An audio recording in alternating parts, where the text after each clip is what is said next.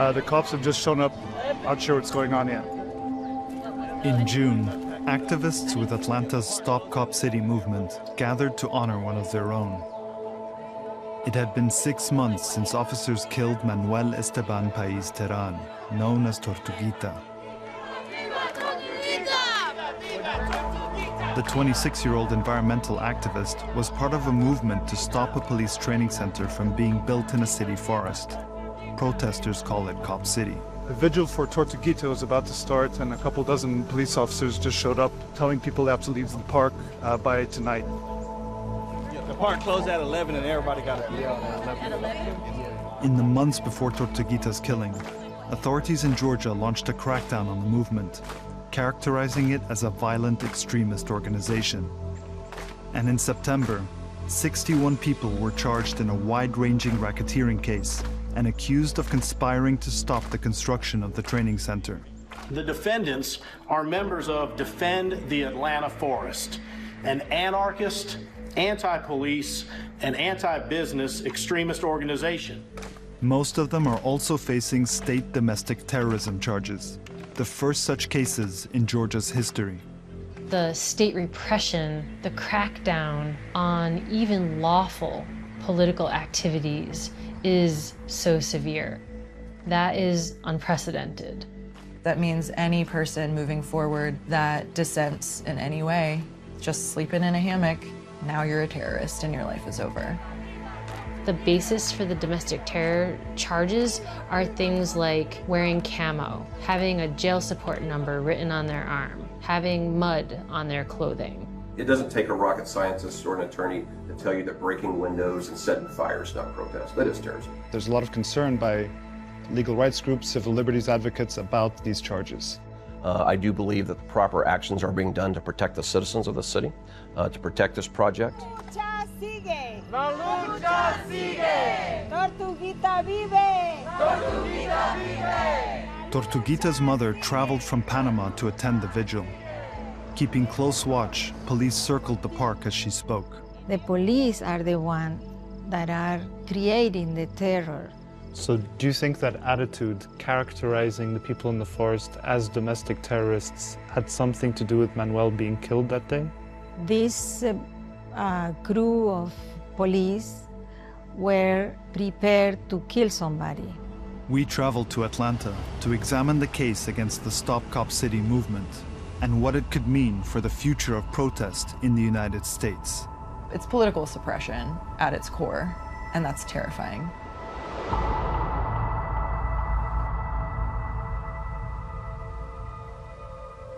Occupants inside the green or red tent, please step out with your hands up. This is the Atlanta Police Department. On the morning of January 18th, 2023, several law enforcement agencies in Georgia conducted a raid in a forest in southeast Atlanta. Protesters had camped in the woods for months to protect a chunk of the land from being bulldozed to build a $90 million police training center. So I was sleeping in a hammock with my partner at the time. We woke up around like 8, maybe quarter till 8 in the morning. Sarah Wasilewski had traveled from Pittsburgh to Atlanta and joined the protest for the weekend. So we were just laying in bed talking, and then all of a sudden we heard and saw just like 15 or so police in full military, like combat gear, like with AR-15s just like coming through the woods directly at us. We were waiting to be put into a transport vehicle, and that's when I heard gunshots.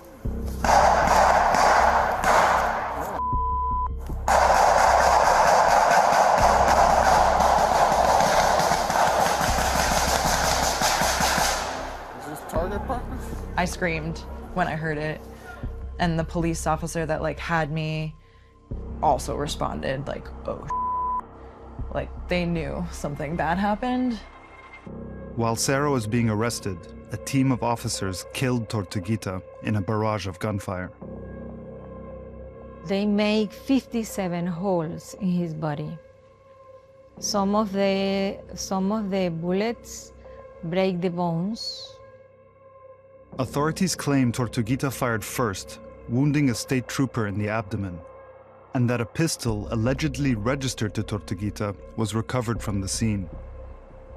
They say there's no footage of the actual shooting, just recordings from officers who were nearby.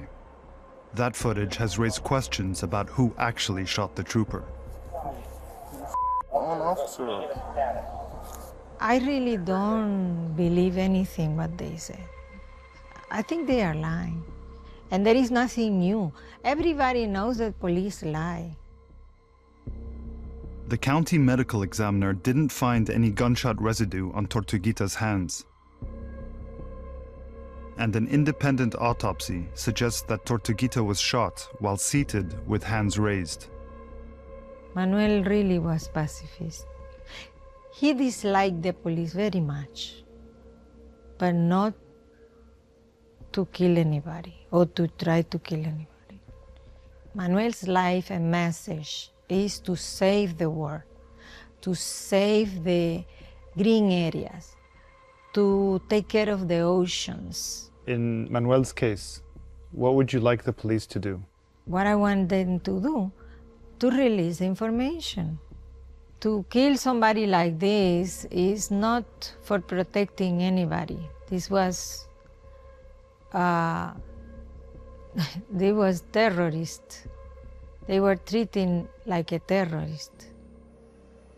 The Georgia Bureau of Investigation says the case is being investigated and won't release any further information. They denied our request for an interview. In official reports of the deadly raid, police indicated that they believed the protesters in the forest were dangerous and often referred to them as domestic terrorists. That's why Tortuguita was murdered, because I believe that the police thought that they were being faced with dangerous criminals, and I think that they were hyped up to be ready to go. Sarah was charged that day with domestic terrorism under Georgia's state law. A conviction could mean decades in prison. That would ruin my life, just because I was sleeping in the woods in a hammock. And like, I have faith that that won't happen, but it could. And that's very scary. Sorry. Sarah's arrest warrant says her only offense was trespassing in the woods to support the aims of Defend the Atlanta Forest, which it claims the U.S. Department of Homeland Security considers to be a violent extremist group. But that's not true. DHS told us that it doesn't even classify any group like that. Still, authorities in Georgia allege it's a criminal organization that has taken responsibility for acts of vandalism, sabotage, and assaults on police. The U.S. legal system does not allow guilt by association. You are not guilty of a crime because you participated in a movement. Lauren Regan specializes in constitutional law and has represented activists in court for 2 decades. It appears that the state is attempting to criminalize the political movement itself instead of the individual. That is unprecedented. In September, Georgia's Attorney General brought racketeering, or RICO, charges against Sarah and 60 others. We contend that this group has actively recruited and trained others from Georgia, around the country, and across the globe to participate in this criminal enterprise. Racketeering charges mean Sarah will be prosecuted alongside others accused of illegal acts, even if she didn't participate herself.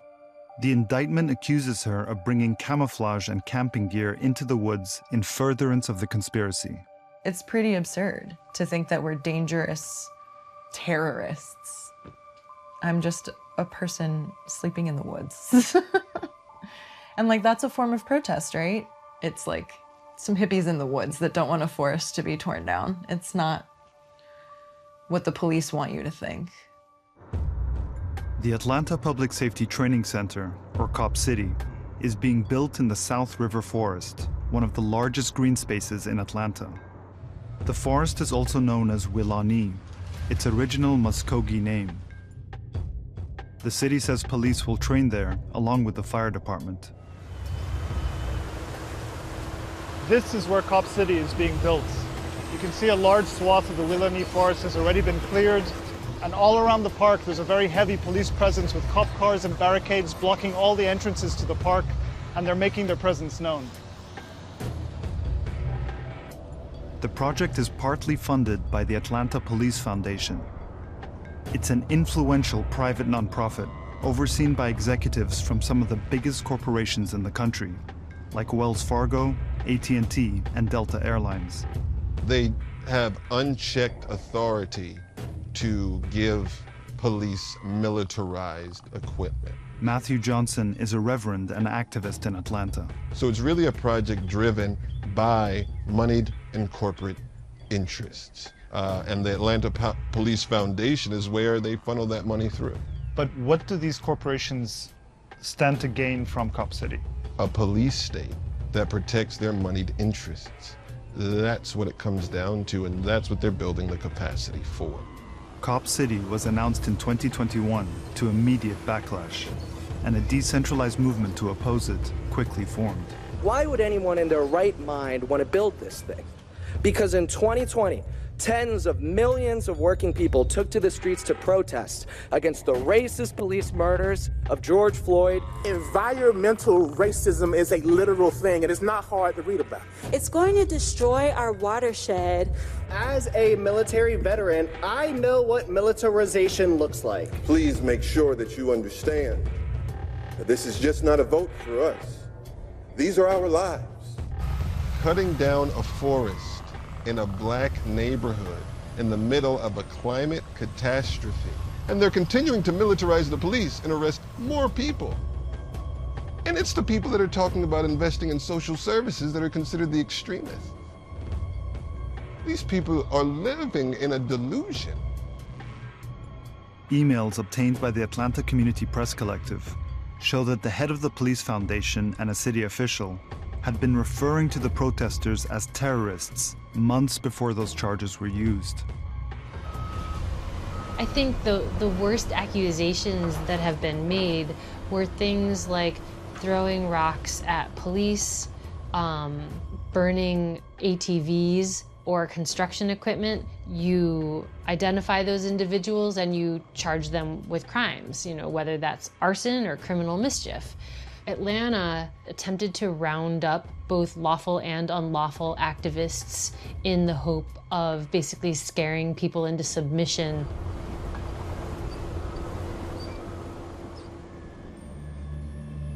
In March, dozens opposing the construction of Cop City drove police from the worksite with rocks and fireworks and set fire to construction equipment. Police responded by raiding a nearby music festival, alleging the attackers hid in the crowd. Matthew's friend, Victor Puertas, was chased by police and arrested. Hey, what are you chasing him for? Yeah, what the hell are you doing? You're gonna hurt him! Let him go! Victor was one of 23 charged with domestic terrorism that day. He's also been indicted in the same racketeering case as Sarah and dozens of others. The state alleges that Victor joined a mob designed to overwhelm the police force and cause property damage. He's being held at an immigrant detention center about 2 hours outside of Atlanta and facing deportation back to Peru. Matthew and other clergy organized a bus ride of supporters. On our way to the ICE detention facility, we passed by a firehouse and we saw the mayor, Andre Dickens, the mayor of Atlanta, giving what appears to be a press conference. Matthew and some of the others insisted the bus turn around so we can go down and talk to him. Let's go! Iran is here and she can't be with her son ever again in life. Thank you for everything you do. Councilman Winston, Councilman Westmoreland, Mayor Dickless, where are you? They're supporting you. They're giving money to cops so they can kill people who look like you. When Belkis Tehran's son was murdered, all you had to say was that kids die every day. The mayor ignored the interruption and finished the press conference.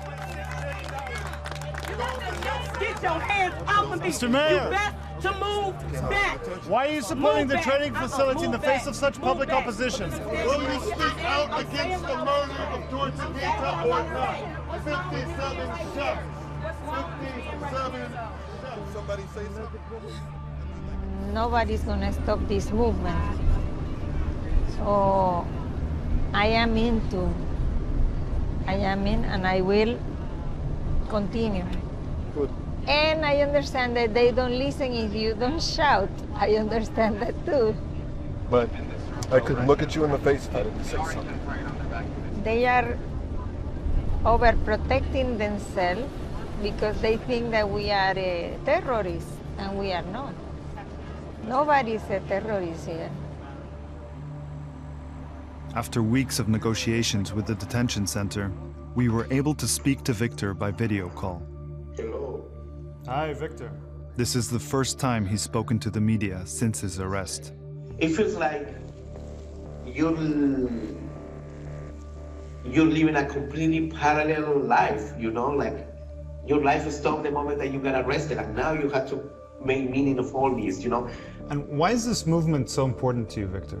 I care about the land, I care about the people, I care about life, I care about the water, you know, I deeply care about those things. I grew up in that way, I was raised in that way. So what do you think it does to a movement when the state labels it as a violent extremist organization and then charges its participants, like you, with domestic terrorism? You know, you don't believe it first, you know, and then you realize, yeah, actually they're like passing these kind of laws, you know, to targeting certain groups of people. What's happening here in Georgia, in Atlanta, you know, it will have a repercussion all over the country. In May, Georgia expanded the scope of its crackdown.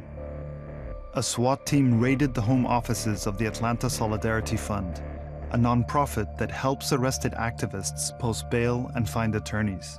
They had come expecting to be raiding a terrorist cell. It was one of the most terrifying experiences of my life. Many Stop Cop City protesters, like Sarah, relied on the bail fund to cover hefty bond fees for them to get out of jail. It wasn't because we broke any laws. It wasn't because we hurt anybody. It was because we threatened a specific political agenda of very powerful city and state government officials.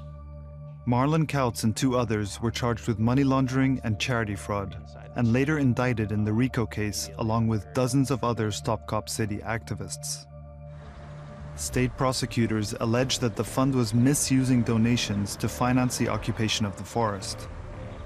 Some of the evidence cited are reimbursements for cooking supplies and yard signs. Prosecutors aren't even trying to claim that the people who they've arrested and charged have specifically done anything violent. The affidavits rather allege that they are a member of an organization, and that the organization is responsible for various crimes. This is a very powerful and dangerous approach for prosecutors to take, because it effectively criminalizes political association. We sat down for an interview with the chief of police to ask about these charges. We have individuals from across the country that have come here for an issue that they want to become involved in. And so it concerns me when police officers are targeted. We've had police precincts firebombed. We've had police cars set on fire, officers attacked with rocks and fireworks, and that's very concerning. Can you explain how actions like those, how do they rise above criminal damage to property to the level of terrorism? Certainly, and I would say, look at the statute. The state of Georgia has statutes that cover a range of criminal acts. The only way that we're able to charge anyone is if a judge agrees. We looked at some of these arrest warrants and then rely on evidence such as camping in the forest or wearing camouflage, saying that this affirms the person's cooperation with the movement. Does it concern you that people are being charged with this very hefty crime based in this kind of way? We are fortunate that we do not live in a society where the police alone determine what the charge is and the police alone prosecute. For there to be a charge, a judge has to agree and a prosecutor has to agree. Are you concerned at all that this is the first time in Georgia's history that people are being charged with domestic terrorism? We're not going to answer that. Okay. We're right next to the Attorney General. Okay. The Attorney General's office did not respond to our request for an interview. They don't have to get convictions in order to punish activists and in order to try to deter others. They get what they want just by the arrest and the charge. Their primary goal was to crush the social justice movement, to stop people from showing up, to stop protests, and to allow Cop City to be built. For prosecutors to indict a group with racketeering, individuals first need to be charged with an underlying crime. Most of those named in the state's RICO case were charged with domestic terrorism under Georgia state law. It was passed in 2017 and defines property destruction as an act of terrorism if it was intended to change public policy. The domestic terror law was intended to criminalize acts like those of the Pulse nightclub, the Boston Marathon, Dylan Roof, but the statutes are being written so broadly, and they really become a catch-all for the pet projects of whatever legislators are kind of pushing the legislation through. Georgia State Senator Bill Cowsert sponsored the domestic terror law. There's been over 40 who have been charged since December. Are these the types of people you envisioned would be targeted under this law? Absolutely. This is not somebody marching with a sign, trying to prove a point. These are violent demonstrations and attacks on an attempt to build a center to train law enforcement so they can better protect and serve the public. No one has been killed in any of these demonstrations except for a protester who was shot by the police. If somebody blew up a bomb in the Atlanta airport and didn't kill anybody, it would shut down air travel in the United States and probably worldwide. It's the power grid, it's the transportation system, it's the healthcare system, it's the educational system, and in this case that you've brought up today, it's the law enforcement system. Was this with a type of activity? Right, and you've given a number of examples, power grids, bombs going off. None of this has happened. Right. Do you think it's reasonable for someone to face 35 years in prison for property crime where no one is injured? Yeah, that impacts society greatly and harms a vast number of people. So we do think it was an appropriate punishment. We interviewed one of those who was charged with domestic terrorism. She says she did nothing more than camp in a hammock in the forest, yet she's now facing domestic terrorism charges, which carry a sentence of up to 35 years. Are you not worried that this law is being used to criminalize political association? If those actions that they've taken do not amount to domestic terrorism, then I believe that either the prosecutors or the judges will exonerate these individuals. Around 150 protesters gathered in June to try to re-enter the forest. But they only marched a few hundred meters before deciding the risk was too high. We decided to stop because the situation is kind of crazy, right? But our enemy is treating us like terrorists. And so we have to figure out how we're going to win, because we intend to win. Drop the charges! Drop the charges! The racketeering case could drag through the courts for years. And regardless of the outcome, police and prosecutors have a new legal playbook to punish activists and stall movements. In the meantime, Cop City is scheduled to be completed in 2024. Stop Cop City! Stop Cop City! Organizers hope to force a referendum in which voters choose if the training center should be built. And despite the stakes, they are calling on others to come to Atlanta to shut construction down. This is the legacy of Manuel, to top Cop City, but at the same time, we save Willany. I call all the forest defenders in the world to join us. How do you feel about going to protests now? Are you afraid of participating? I mean, it's made me even more afraid. Just that people can be murdered or arrested and imprisoned for upwards of 3 decades for something so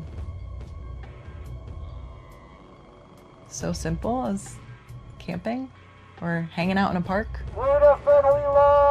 I mean, it's terrifying, but also like it's just as scary to not stand up to it and let it happen.